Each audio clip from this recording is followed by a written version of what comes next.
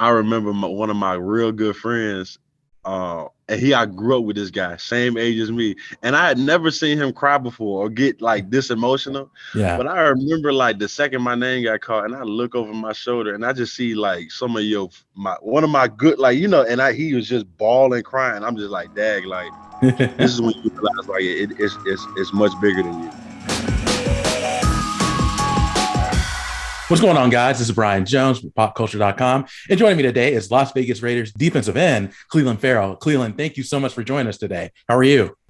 Hey, I'm doing good, man. Hey, I'm a outside linebacker now. Oh, Just to say outside that, let linebacker. me correct you. No, Oh, I'm just messing with you. But no, yeah. yeah, I'm doing really, really good, man. It's a great day. It's always good when you know a lot of people's lives are gonna change tonight, man. I was in that same position a couple years ago, so man, it's a blessing. Yeah, absolutely. You're talking about the NFL draft that takes place today, April 28th. But before the draft, you're actually doing something really cool. You partner with USAA to host a salute to service event for local military members, and that's going to be taking place at Allegiant Stadium. So, and that's going to be with Darren Waller. So, how did that all come about?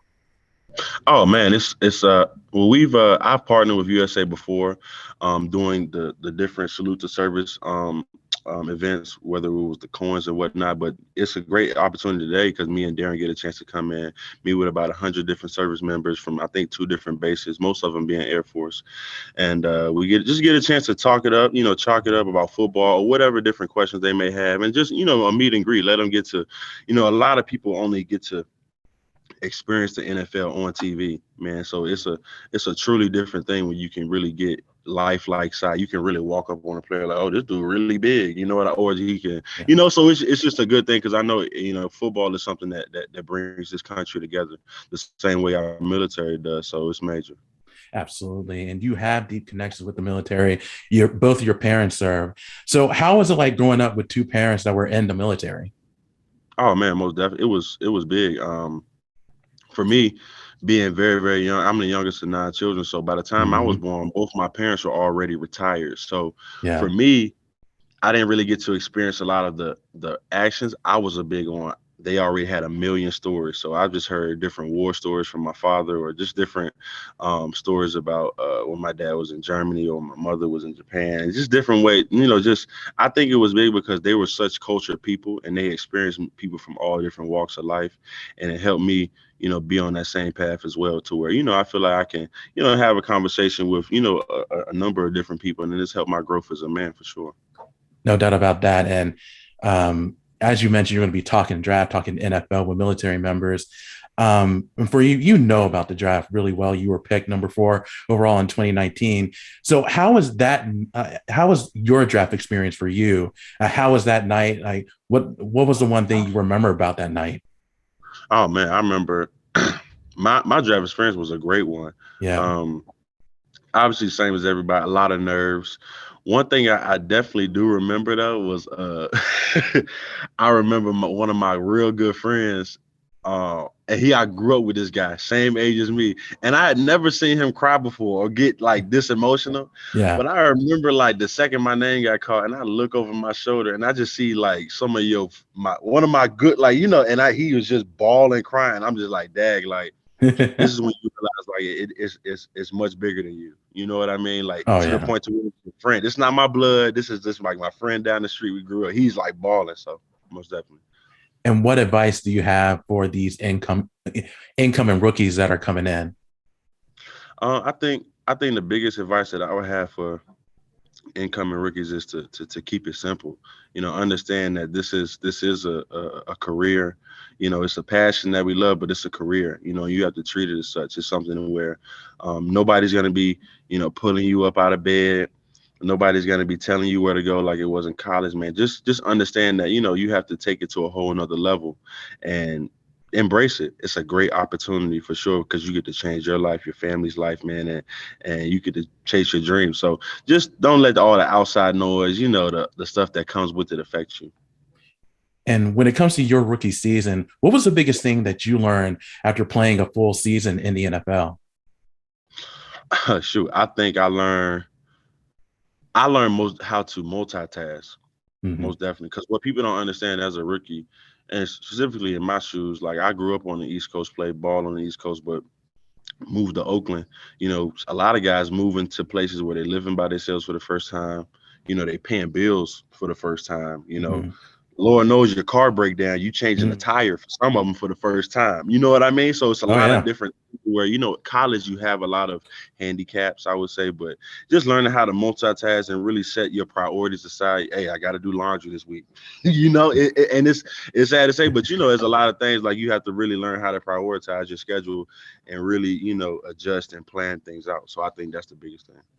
And during your rookie season, you guys were in Oakland. The following year, you moved to Las Vegas.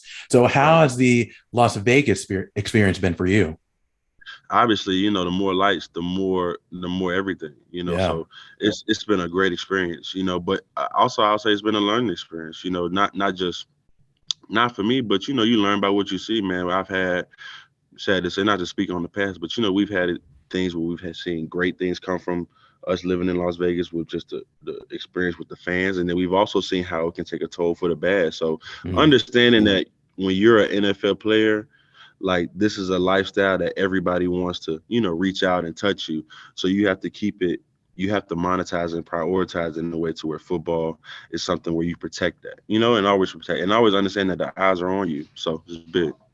And when it comes to the 2022 season, your team has a new head coach and new defensive coordinator, Josh McDaniels and Patrick Graham.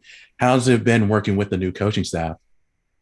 Oh man, it's been major. I think obviously it's still very, very early, and there's nothing really major has even popped off. I think the biggest thing for me is just being able to get in the weight room with guys and start to get to know guys. Like I said, not just players, but we got a whole new coaching staff. So we got about 30, 40, 50 new names to learn. And Mhm. but it's just been good just to see guys running around and get to doing football stuff again. So it's been good. Last year, the Raiders did reach the Super Bowl or reach the playoffs, but hmm and just came up a little bit short. So, what does the team have to do this year in order to get over the hump and reach the Super Bowl? Um, and I'll reiterate this, because Yeah. Coach McDaniel said this day one. Number one thing that he said was that the good teams are good at every level, or the best teams are good at every level. So you can't, all three phases: offense, defense, special teams. You have to be good at every phase. And I think, just throughout my career here, I think we've had times to where we would be great in some areas and not so good in all. And we're still, I think, for us to really make that next step to really see our potential is what. Coach McDaniels has already been harping on, which is you want to be good at all three facets. And through minicamp already, man, we've been putting that work in. Definitely feeling a little sore from just really honing in on the details for sure. Because we right there. We right there. Of course. And the last question for me before I let you go, you talk about team goals. Obviously, Super Bowl's number one. But for you individually, what goals do you have for this upcoming season?